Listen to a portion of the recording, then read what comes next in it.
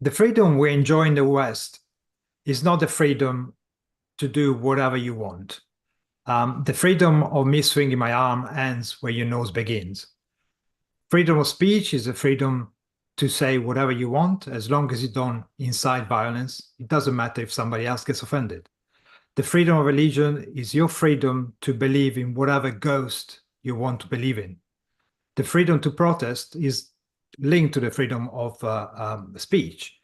And it's your freedom to oppose any idea you don't like or you disagree with. Someone is acting violently or destroying private property or threatening or endangering somebody else. Whatever race, nationality, or religion, whatever your motivation, especially if you're arguing you want to defend the Western world, you are acting in the same way as the savages you're rallying against. Welcome to the reality show. We're joined by Alejandro and Daniel. Welcome, guys.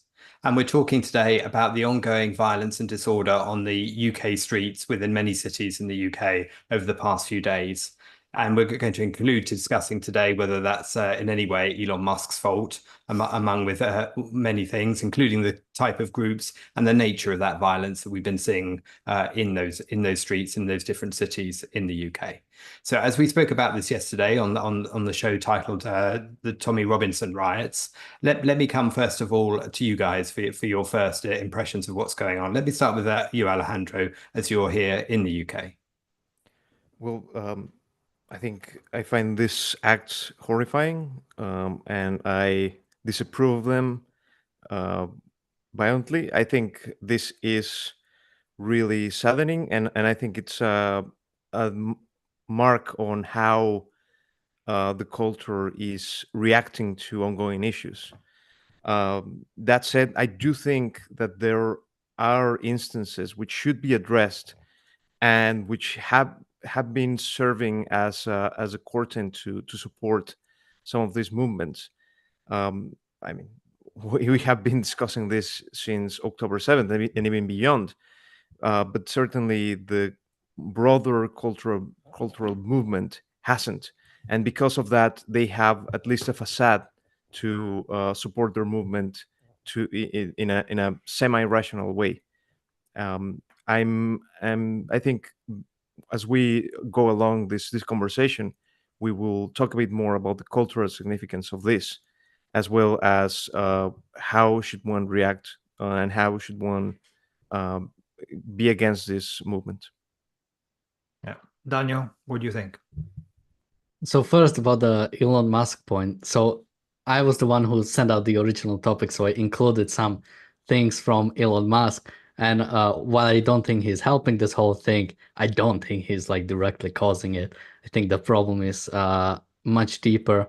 So yeah, these protests, these riots are still continuing. In a sense, you have it on both sides. Something that I want to mention from the start is, and this is not unique to this. This, I think, has been an issue for a while. Basically, you have this idea when people are discontent, when, in a sense, people are seeing, in a sense, problems in the world or problems in their own life, are seeing there is basically something is not right.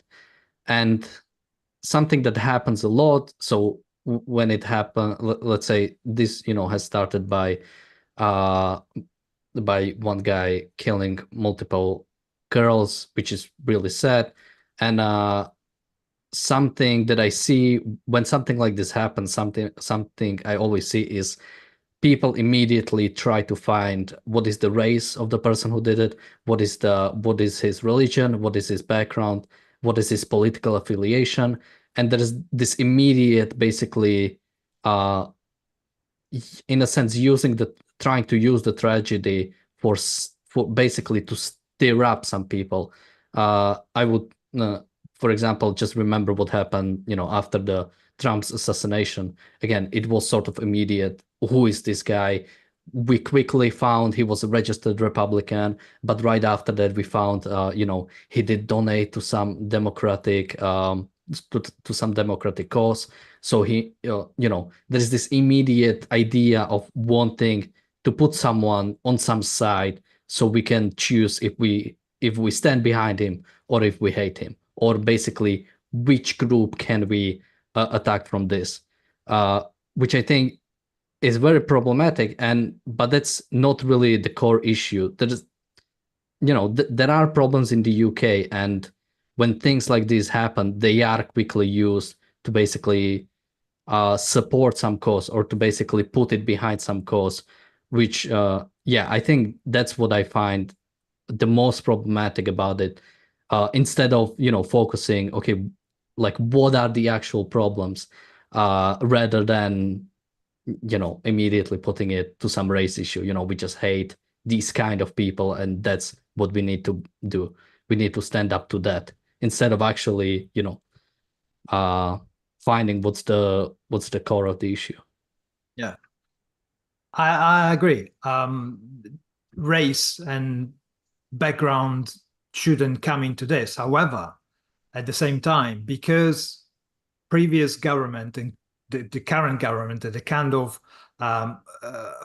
culture that we live in nowadays, very much highlights everybody's difference in terms of gender, race, culture, religion, whatever. We also seen a series of favoritism or different kind of treatment towards certain groups. So we know, for example, that such a horrific attack, like the knifing of little girls while they were having a dance class, is something that automatically is not 99% likelihood is not a British thing, because that kind of violence is never really featured in the culture in Britain until we imported certain culture for which this kind of violence is not unheard of. So that's why people immediately, when they hear about this kind of events, they assume, oh, it's somebody coming from somewhere else again. So you go through a series of these events, these horrific events, really, really violent events. We're not talking, every death and every event like that is terrible, but the violence used and showed in this kind of events by people who are not integrated in our society stand out so much. So when the police and when the establishment hides the nature of the perpetrators, people begin to feel like, why is it if it is a far-right guy, his name and pictures posted straight away and somebody else is not? Because they do not trust normal citizens to understand that violence is committed by an individual, not the whole group. If they stopped treating different groups in different ways, people wouldn't get annoyed and scared, frankly, by the people on the other side. Yeah, I think just to add to what Marco said there, I mean, there have been the very occasional incidents of a British person causing something as horrendous as this. I can think of Dunblane in Scotland many decades ago. However, more relevant is the fact that every few years, or even every year, you're seeing more of the events. The Ariana Grande concert was a mere few years ago when those young people attending a pop concert were brutally killed by a bomber in the foyer of a venue in Manchester. I think there is obviously a need to understand the trends that are going on that are creating such a prevalence of violence, and understand what it is that's behind those trends, what it is that's motivating those trends, and therefore what is attracting people to any kind of ideology which they are declaring by their own defense, if you like, or by their own statements, that is their motivation for causing the heinous acts they cause. And I'm not justifying those heinous acts at all for any group. And the other point I would like to make is that obviously we're talking specifically here about the UK, but this is a much wider problem than the UK, isn't it? And lots of the incidents of the nature that we're talking about in terms of terrorist incidents or whatever have occurred all over the place, including right across Europe. And a lot of rioting in the past often occurs in other European countries as well. And France, many summers, virtually every new year is one such place where that happens. Obviously, at the moment they're hosting the Olympics, and perhaps they're on a stricter police presence on the streets than usual. But it's noticeable that that in the UK that is fairly rare. Now, I can remember quite clearly the 2011 riots here in the UK, and particularly in London, because there were quite a few of those, and that came again in August. Again, in the hottest part of the year, again after a series of political events, or all of the financial crisis and the Occupy Wall Street and all of that, and a lot of that was used as a means to explain away or justify or give credence as to why people were suddenly stealing trainers or smashing up private property, and lots of the parallels between then and now, in terms of the violence is clearly there's clearly links between the two. Alejandro. So I think we have moved to talking about the semi-legitimate points here, and I think even calling them semi-legitimate is wrong, mainly because, well, let me make this point. I think that there is indeed a more benign treatment towards certain causes from the government, and not only from the Labour Party, but we also saw it in the Conservative Party. I think that that can be very easily proven. It's true that if you believe in certain things, the police will give you won't be that will be a bit more lenient, and if you believe in certain other things, it will be stricter. It's not in as bad as the right makes you believe so. Very recently, you had the green protesters that closed one of the motorways being convicted relatively harshly. I would like Matthew to be here to see if the convictions were harsh or benign, but my impression is that they were relatively harsh. But what I do see, and what nobody's commenting on, is that more than anything, you have a very confused police force. Not because they are in favor of one particular ideology, maybe some of their leaders are, but in general, the police that are on the ground, I think they have mixed objectives and goals and directions. So what you have is a mishmash of proper way of dealing with things with improper way of dealing with things, and therefore what you see is a very mixed response in every single instance. Let it be Muslims, or let it be who are on the ground, or let it be the current rioters. So what you have is people complaining legitimately that they aren't being treated fairly. What is the solution to this?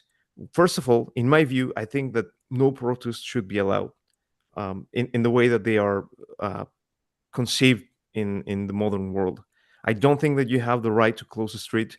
I don't think that you have the right to say, "Hey, we're a bunch of us. Be careful. We are a lot.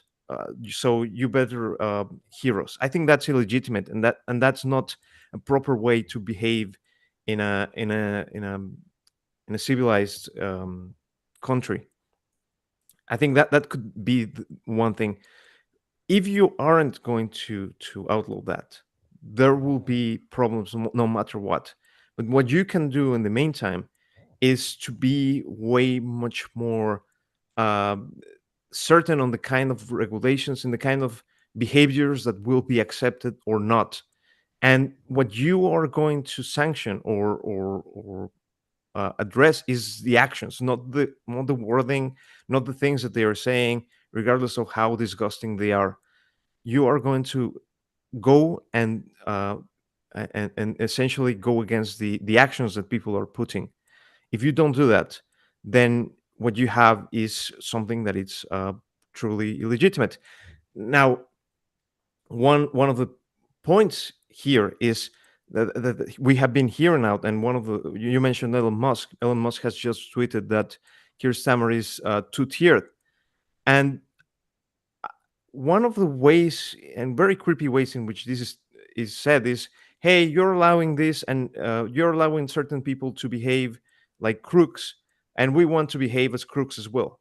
And that's truly not the second option. What you have to do is for the government to avoid any kind of behavior of illegitimate behavior to be allowed, and that's what it should be criticized. If you and to that extent, to the extent that these far right protests are addressed and are properly contained and fought, then you have now a precedent to say, hey, you have to be having the same tier with other parties that make any kind of protests, and you should also make them go to jail if they behave wrongly. Sure. Yeah, absolutely. And even calling a legitimate protest what we used to see, like people in the streets stopping traffic and stuff like that, even if it's something which is not causing any violence, the act in itself, by disrupting other people from going wherever they want to go, whenever they want to go, that in itself is mob rule, isn't it? Just because the group is big enough to block the road, it doesn't mean that they have any entitlement to do that. And that's part of the problem as well, isn't it? We have accepted the fact that if you have anything to protest about, rather than making a legitimate argument, rather than turning into a political point and present it on a different way, you just go in the streets, and that's seen as a valid protest. And this is not exactly what we've seen, especially lately, blocking the streets, starting from the environmentalist thugs, Just Stop Oil or Extinction Rebellion, which were treated fairly leniently until the sentence you mentioned. Going down the pro-Hamas protests that we see regularly. So all this kind of stuff, even if it doesn't cause a riot, is in itself illegitimate, isn't it? Daniel, what do you think about this? How do you see the whole thing? So one thing when we talk about this issue, there is in a sense standard we would pretty much all agree on. You should have a law that is applied in the same way to everybody, and it should be based on some rational standard. And that's pretty much the end of the discussion. That's the only way out of anything. But the problem is, and some people in the chat are saying we are both siding, are saying we are in a sense ignoring some parts, and that would be in a sense my answer to both siding. The law should be equal and same. There should in a sense not be any difference.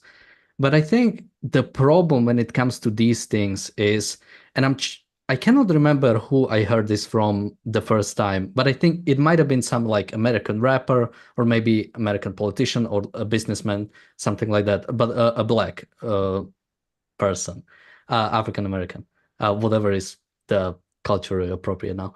And they were saying that when a white guy does something or succeeds or fails, he succeeded or failed. But when a black person does something, in a sense, he is representing the whole race. It's always when they do something, the view from the outside is sort of they are representing the whole thing.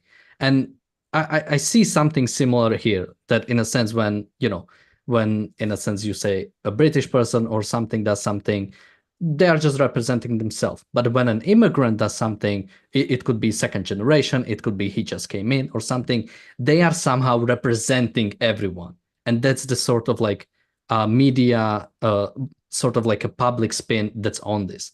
And I think that will always make it impossible. I mean, I just had an example, something like OJ trial could be something. Like it seemed to be about something, or the black Floyd, in a sense, it was sort of like representing a wider issue. And basically, there is almost like a no way out of this, because let's say, let's say this guy who stabbed and killed several little girls. Let's say if he survived, was he arrested, or did he died, right? Arrested. No, he's arrested. Oh, he was arrested. Oh, sorry, I had that wrong. So there will be a trial, and I think you are pretty much in like almost an impossible situation. Or let's maybe go out of this one and just choose like a random one.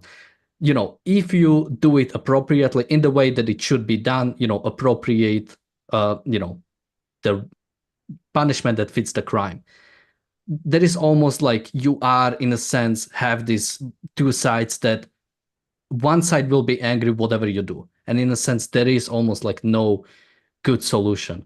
So I think when I think about something like this, I think this is the biggest problem, that there is the right law, there is the, in a sense, just resolution. But when, in a sense, both sides are so emotionally fueled, like pretty much everybody cares about the outcome of one trial. Like it's not about the individual. It's almost like these two groups are fighting against each other, and this one trial will result who wins, basically. I think this is when you get to like a really problematic situation where, yeah, everybody is angry, because it's no longer about individuals, and it's no longer about the just resolution. It's about, in a sense, these hooligan sports just fighting against each other. Yeah, for sure, for sure. One of the things that I've heard spoken about quite a bit, and this is something which really gets my goat, is when people try and slam down different arguments, particularly when they're trying to slam down as, oh, that's a far right talking point, as if, you can't say that. That makes you instantly far right to even go anywhere near that issue. And the two-tier policing is one such accusation. Simply because it's raised by one particular side, it's dismissed by the other as that's their side, therefore it can't be true. And this belief that there are two realities and you can just choose your reality is part of the problem here. I think one of the things you can notice it in any coverage of any particular sets of different crimes or circumstances. I mean, the murder of Joe Cox, for example, by a far right guy, and the murder of David Amos by an Islamist guy. Both were MPs. And the different coverage in that, the different emphasis of the coverage, the different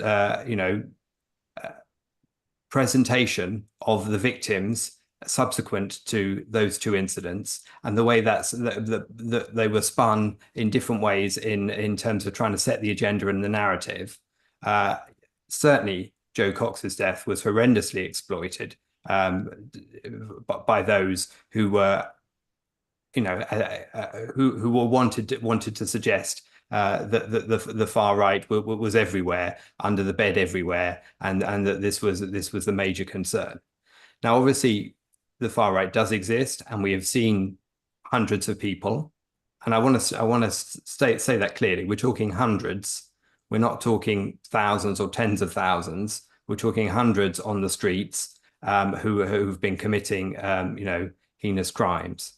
I wanted to ask you, Alejandro, about your point concerning protest, for example, whether you think that if obviously you're in favor of free speech, as we all are, and how you tackle that aspect of it. I mean, should it be that a protest should be allowed in Hyde Park, say, or in Parliament Square, but not to march from take up the streets of Oxford Street or Whitehall or whatever, in terms of the amount of disruption it should cause, or should people protesting be compelled to hire out their own venue and therefore pay for a venue and express their view within that venue and cover it, film it or whatever, and put it out on their social media as proof of their level of support in terms of numbers that turn out?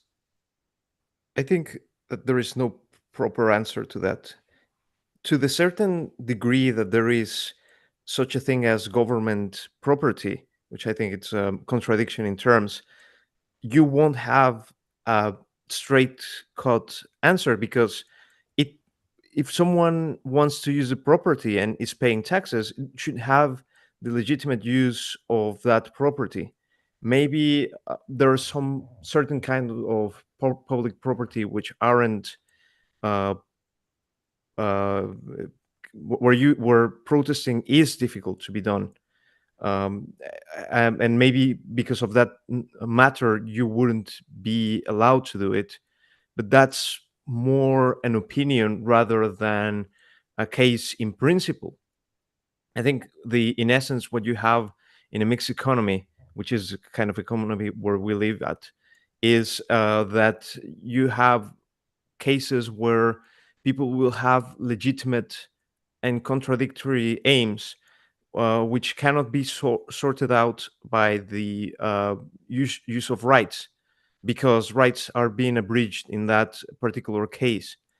So in that to that extent, I won't dare to give a specific answer or on which kind of activities are proper or not. My what I would say is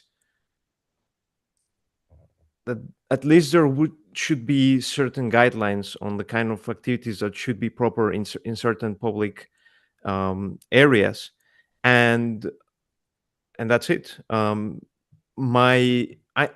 still very skeptical on the whole notion of people gathering and showing up and chanting a lot of BS, boring, stupid slogans all the way down. I think it makes no sense, and I don't think it's very useful as a movement or as an ideological movement. It is useful to say, "Hey, look, we're big, we're a lot, and we want to. And if you mess with us, look, we're a lot." Which, if you see it in that way, I don't think it's very good for a civilized conversation. Yeah. And I think we just heard Zeus in the background having his own protest. um, we mentioned earlier on Elon Musk. Now, he's been tweeting stuff which are you can debate about how wise was to engage in this kind of posting, but the reason why I would like to mention Elon Musk is about the reaction that the Prime Minister and the government have regarding effectively putting the blame on the social media for allowing the spreading of these protests, which seem to be unusually well organized and prepared. There's definitely behind the level of preparation which goes beyond the concerned citizen. This is more than just a bunch of people who are worried about certain section of population causing some harm or threat to their livelihood, families, or whatever. But to me, blaming X or any other platform because they facilitate thugs organizing it's a bit like blaming AT&T or British Telecoms for allowing people to organize something illegal through the phone.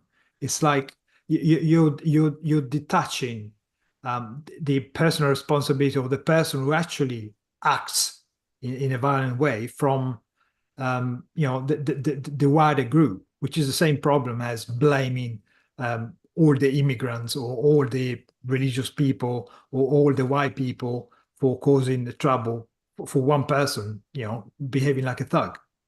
So Daniel, I know you feel quite strong about the Elon Musk posting. Well, tell us what you object about, especially. So I'll drag you for a second. I just want to add to the idea of public property and why it's problematic. Yeah, whenever you have, as Alejandro mentioned, it is a contradiction in terms. There is no property that is not owned by specific individuals. So the idea of public property or government property puts you in this impossible situation when you have this area which is supposed to, in a sense, be shared by everyone. And by having a protest there, in a sense, you are delegating you to a certain group for some time. And once you start doing that, government has to act equally towards everyone. So once you allow any sort of, once you allow the pro-Hamas protesters, as we many times call them, you have to pretty much allow everything else. You have to give even space to some right-wing nuts, or some even racist people. And that is a problem of public property that can only be solved by privatizing property, because you should only be able to, in a sense, protest on your own property. So now when it comes to, let's say, people like Elon Musk, so I think one thing to remember is, I think there is a difference between legal blame and moral blame. While I think you could still, even on something like X, if you actively incite violence, I think you could actually have the legal blame. But when I talk about people like Elon Musk, I always give him the moral blame. He is, I mean, the way he changed the platform itself, he allowed, I think, much worse things to happen on the platform. I mean, even simple things like, people are now, in a sense, free to call each other the N-word. I don't think you are going out of your way, or, stepping over some big, you are making some big problems by, for example, banning such things.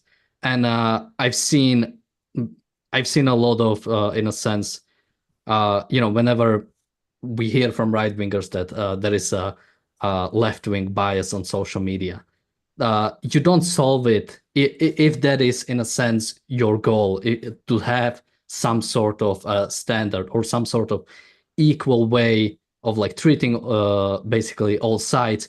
You don't do it by in a sense putting into forefront the right-wing side when it comes to X. So an example I brought up from Elon Musk, he shared this picture. Basically, it was 3 people. 2 of them were white, 1 was brown, and 2 of them had some mild or had some things. Do I have the? Maybe I can bring it up just so I can read. Yeah, so he had 3 people. 1 person had posted racist comment on Facebook, 15 weeks jail. The other one had sold anti-immigration stickers, 24 months prison. And the third one had repeatedly raped 12-year-old girl, 180 community hours, no prison time. That's posting some, or just reposting something like that will be very controversial. And the way he said it, he basically posted it and he said, what does everybody think about it? Or I think he asked, is this true? And I think something like that is highly irresponsible. You can say, well, he's just asking people, is this true? But whatever he shares is going to be viewed by millions of people. And that's the end of the research. They'll just see the post and they'll take away whatever they want from there. And I think that's highly irresponsible when it comes to people like Elon Musk. So again, and that's something that, so I think the biggest problem with this specific example, it's super out of context, and I think it's very badly done. In a sense, it's trying to invoke a certain feeling. And because this, in a sense, this post is not unique. In this way, it was some basically Muslim guy, in a sense, getting low, I would say very low sentence for what he has done. But I found the story of some Scottish guy doing something worse and getting pretty much the same sentence. So again, when you do something like this, it seems it wants to invoke a very certain, basically anti-Muslim or anti-brown perspective.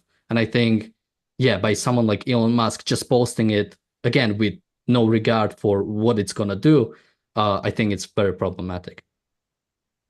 I think one of the things that's, excuse me, dropped in the context of that particular tweet is the fact that the guy who was convicted of the raping the 12-year-old girl was 15 himself.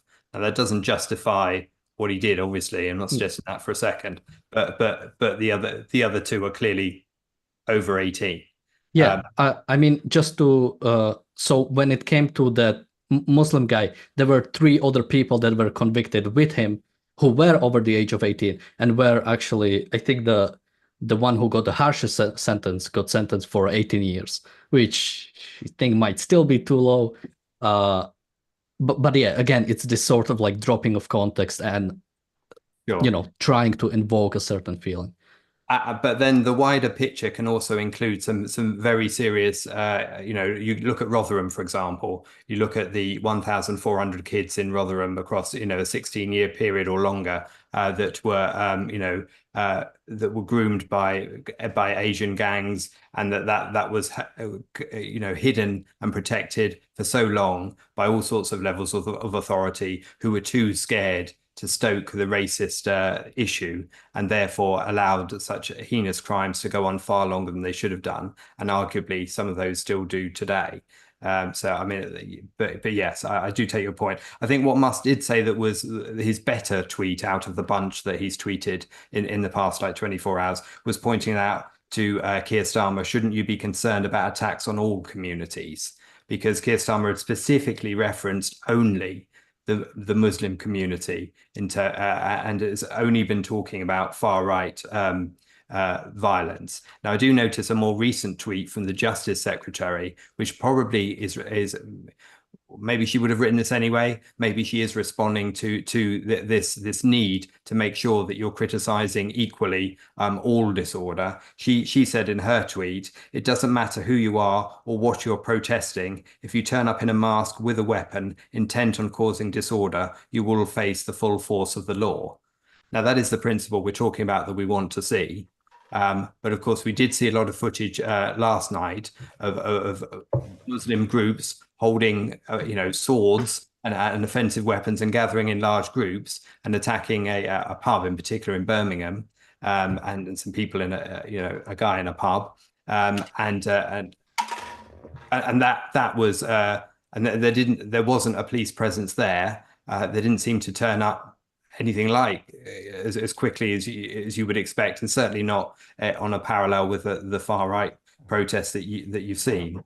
I think one of the things that I saw was a really good tweet from Konstantin Kisin, who's often quite good on some of these things, making a couple of points that I think are valid when looking at the social media space.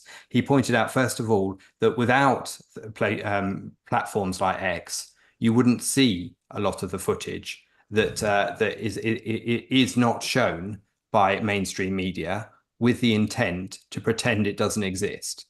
Now, obviously, you do need the context of that footage to be able to interpret it. But sometimes, the mainstream media is equally guilty of taking a piece of context out of a story in order to present a certain agenda. You need only look at the Manchester airport, incident with the policeman and the guy on the ground recently to see evidence of that. And also, what Konstantin Kisin also mentioned that the false stories that you get on the other side, organizations like Hope Not Hate, for example, or similar organizations who perpetuate stories about acid being thrown at Muslims and then don't seem to get the same level of criticism when those things are proven to be untrue, in the same way that the truth about the origin of the attacker in Southport was proven to be untrue quite quickly. It seems that that doesn't seem to take place. And you don't want to go back. Konstantin Kisin, the other point he makes, I just leave it on this, is that you don't want to go back to a time when it's the media and the government who determine what is true. And one of the best elements of social media is the fact that you do get first-hand footage of what is going on. Now, you do need to understand the context for it. You do need to be able to verify it and validate it and all the rest of it. But you're not, you have the chance to do that in comparison with all of the other sources of information. But to have that cut off because of a desire not to incite anything, all you're doing is pretending that it doesn't exist when it does exist. And if you live in that particular town, if you live in the particular location where such a thing is being filmed, then you are going to know that it's true because you're there. And it shouldn't be restricted to you being at the location to know of that truth. So Alejandro. Well, I'm a bit more critical on the use of social media. I mean, I think it's a great tool. However, what I've seen so far is very uh, scanted, and usually it's like the people who post things, especially the shorter videos and shorter content, tend to have an agenda. Let it be people on the left, people on the right. So they reduce the context. They take away key parts of of what one should see to have somewhat of an opinion. And I think it's this on both sides. The example that you gave yesterday on the Manchester airport, it's a clear case on how you don't have the full context of what's happening, and they give you just a bit so that you are emotionally outraged, which I think you should be more emotionally outraged. I think a policeman shouldn't behave like that. um, but at the same time, the wider video should have showed you that actually lots of people had more blame than the policeman. um, what I want to talk about now is what is triggering this? Like, what is the source of this? Because we have seen similar issues in the past, and Britain has seen even like truly outrageous attacks. This is whatever the motivation on what happened the other day. One cannot see the connection to um, Islam or to immigration in a proper way. And in those occasions where one could, the case wasn't made, or people didn't say anything, or these kind of reactions weren't brought up to light. Um, and I think what is driving this is two things. The first one is that the Muslim protests since October 7th, they have raised the awareness that one, they are a political force, they're a big political force, and for some people, this has meant that white people will be replaced. I don't subscribe to that theory, obviously. Um, I do certainly think that there's a problem with Islamism becoming a political force. That's a different issue. The second thing is that you've seen in the latest elections, but maybe this is a trend that has been going on over the last 20 to even 30 years, is that the Labour Party has moved away from the working class further and further and further away. And now, once they were their sweethearts, now they are maybe some of their political faction, or some part of their base, but not always. And what you have seen now is maybe they are feeling alienated from the Labour Party, which once they were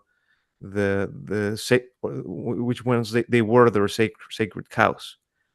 And I think that these protests have something to do with it. Like, hey, why are you so focused on Muslims? Why do you allow them to come in? We once were the people who you looked for, the people who were always in your speeches, in your policies. Why don't you take a look at us anymore? I think that's one of the triggers of this. And I think the fact that the government's lack of leadership has been uh, widespread, let it be on the right or on the left, has made people become more and more strained and more emboldened to make political takeovers and to use force in a more coordinated way.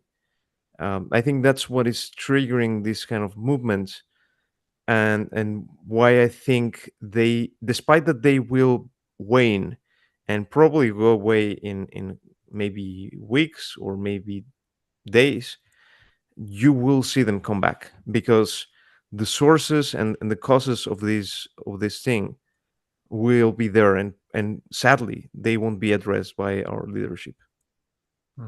Yeah. Um, you, I mean, what you said actually covers a massive amount of material, because one of the reasons why people are moving away from the mainstream media is because the uniparty, Tory, Labour, whatever, they are in bed with the media. That's what the establishment is. In fact, the interrelated connections between politics and media, and to a certain extent, economy as well. For example, just to mention a fact, the other day, the Home Office Secretary, it's called in Europe the same Interior Minister, the Minister of in charge of justice, policing, all this kind of stuff, went to an interview on a breakfast program on ITV, one of the channels here in Britain. And she was interviewed by her husband, Ed Ball, who himself was a Labour a minister in the government of Gordon Brown and Tony Blair. So, with no reference to the with fact no that reference, they're married. I mean, to get to the point where you're so arrogant as a politician, not to disclose the fact you've been interviewed by your husband, and the media people not making clear that he is her husband. It was a totally, in my mind, betrayal of what you're there for. If you're an institution who's supposed to provide the fact and not biased opinions, well, you totally fail there by failing to inform the public. And things like Twitter allow you to, it's true. It's because people move away from mainstream media, you find a much more fragmentation of groups that refer to X, for example, and they find disinformation as well. But again, it's up to you to evaluate what you're actually reading. You cannot just take a Wikipedia article as a God-given piece of truth. So you always have to be critical, even if information comes on X, especially because now we know faking something is so much easier than it used to be. One of the things I wanted to mention was, I don't know whether you saw the Sky News clip where one of these gatherings of Muslims at a roundabout in Birmingham, when it was getting fairly Larry, one of them comes up behind the presenter on a motorbike and shouts "Free Palestine" a couple of times, and then "F the EDL," the English Defence League, the far right, group. And that is a clip which I've seen on social media. That is a clip you would have seen on Sky at the time if you were watching Sky at that particular moment, but they're not going to show it again. And that is a clip that often these clips that do appear from mainstream media are available on social media, can be found subsequently, but are, without that social media platform, they wouldn't be able to be seen again. And I've read articles that describe that incident, that describe it just as I've said, but drop the words "Free Palestine" from the description, as if he just comes up and says "F the EDL." And of course, that's because that contradicts with the wider narrative of whatever publication it was I was reading, which wants to think that Free Palestine is a lovely movement, and therefore, you want to separate it out from violence and intimidating behaviour, certainly on the streets of the UK. We're nearly running out of time because we have the Atlas Shrugged book club for ARCUK members and YouTube members. But I just wanted to address the point you made there, Alejandro, about the Labour Party no longer representing the working class. Well, first of all, the Prime Minister dad was a toolmaker, so here's your connection. I mean, and at the same time, 4 million people by voting reform flagged that they have an axe to grind. They've got something that they don't agree with. And rather than going in the streets and causing a riot, they chose to vote for a political party which was none of the above, effectively. Daniel, what's your final remark about this one? What do you think there is a connection, as Alejandro mentioned, about the loss of the base, the traditional base of the Labour Party, and the way things are turning out now?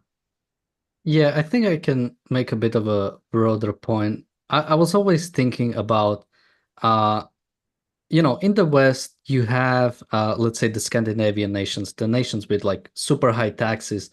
But in a sense, there is not that much, in a sense, what I would call radicalism when it comes to people protesting a lot. You don't really hear that about in different countries where let's say, there's a lower tax, which I think would be probably like one measure you could say like, oh, that much of your, in a sense, money is going away.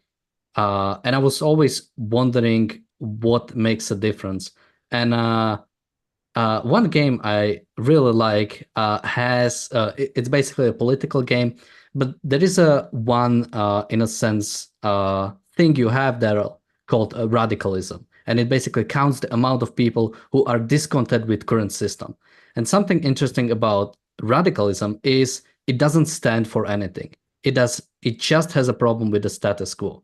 And I think that's something you pretty much will have when a society or a nation has problems. You have to realize that most people don't really have philosophy. Most people don't really deal with philosophical issues, don't really have an interest in that, and in a sense are sort of like a victim of whatever the prominent morality or the prominent philosophy is in the nation. So when something is not right for them, like let's say in the UK right now, when they see problems, they in a sense don't have a philosophy to channel it through. So they can only lash out in a sense. They can only have problems with something and are looking for solution, are looking for something different.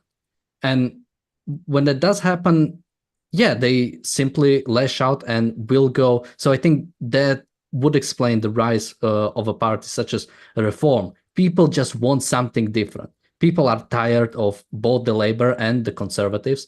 I mean, obviously on Conservatives, they were ruling for a long time. They have suffered a giant defeat, but the Labour also didn't win that much, didn't win by as much as you would expect after what happened with the Conservatives. So people just want something different. And yeah, I think what is the solution there is it's basically you need to offer them something. You need to offer something they can stand behind. But the problem again is that offering a philosophy is hard again for the masses. Yeah, maybe just I hope I don't take all the last time, but just one a very interesting study that I've seen is when it comes to protest. Okay, no, I should quit that because it doesn't really make sense now. And I'll want to have you guys time. So yeah, I just to summarize, I think in a sense people are rightfully angry and are looking for something to channel it in. And I think we are at the state where in a sense we are on the last sort of breaths of the Enlightenment philosophy, and in a sense there is no alternative sort of the modern politics can offer. Alejandro, did you want to add? Yes, so just I think we haven't been critical enough on the riots, and I just wanted to say I'm very critical. I don't support them in the very least, and more than anything, let's remember that these were sparked by the deaths of three little girls.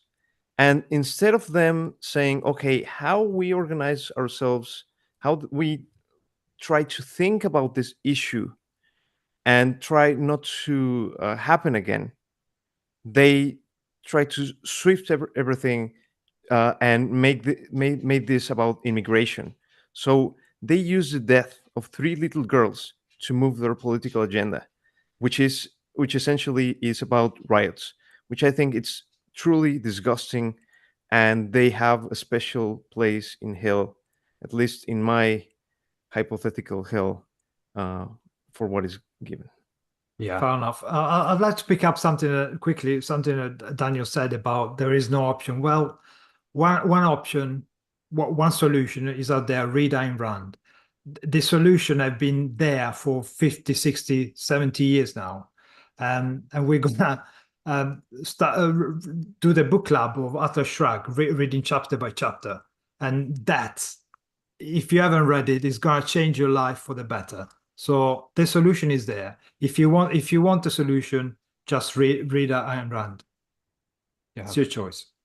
And of course, I mean, obviously, I endorse what Marco just said then, and what you just said, Alejandro. Particularly, you know, the sickening nihilism that we're seeing at the moment is really vile, isn't it? Any form of destruction and, of course, exploitation of the hideous events themselves, which were again vile, is just. It's heinous, and it really gets you emotionally at every level. And although we're trying to talk in a dispassionate, reasonable way, don't be under any illusions that we're not all horrified and sickened at what we're describing here. We're simply trying to unpiece and unpack everything in as reasoned a manner as we possibly can. Alejandro, where people can find more about you and your work? You can find the playlist in this very same channel on Ayn Rand's essays. I think it's a great tool to chew some of her essays and digest them more easily. Cool. Daniel? You can find me on my YouTube channel called Damned Dan, although I haven't posted in a while, so maybe I will soon. But it's also in the YouTube description, as well as what Alejandro mentioned. The playlist is also in the description. And also I'm putting in the comment section Atlas Shrugged Book Club. We will start in about a minute. Absolutely. Just after I mentioned the Briefly Objective, the sister channel to this, which the link is in the description below, where you can see short form videos based on the content on this channel. So please do check that out, and like, subscribe, and comment both here and there, and of course on Daniel's channel as well. The Daily Objective is back tomorrow. The TRS is back tomorrow, the reality show. Thank you, Daniel. Thank you, Alejandro. And good night.